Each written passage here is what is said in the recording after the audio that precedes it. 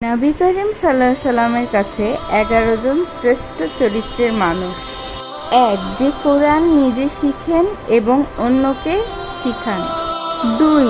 যার আখলাক সুন্দর।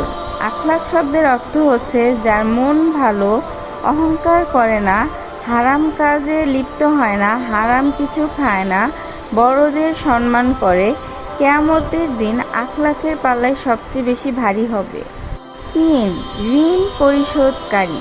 4. যারা মানুষের উপকার করেন এবং মানুষও তার কাছে ভালো কিছুর আশা করে।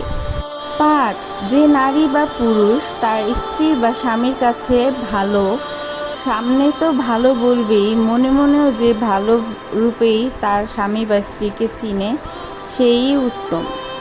6. যে মানুষের সালামের সহি জবাব দেয় এবং মানুষকে খাদ্য দান করেন। 7. যে ব্যক্তি নামাজের কাতারে মানুষকে জায়গা করে দেন। 8.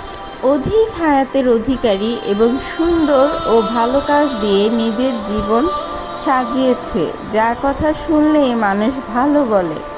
9. যারা মানুষকে খুঁজে খুঁজে উপকার করেন। 10. প্রতিবেশীর সাথে সুসম্পর্ক বজায় রাখে। 11. এবং সর্বশেষ, যার অন্তর পবিত্র, যে মনে মনে বা প্রকাশ্যে কখনো কারো ক্ষতি করার চিন্তা করে না, কখনো মিথ্যা কথা বলে না।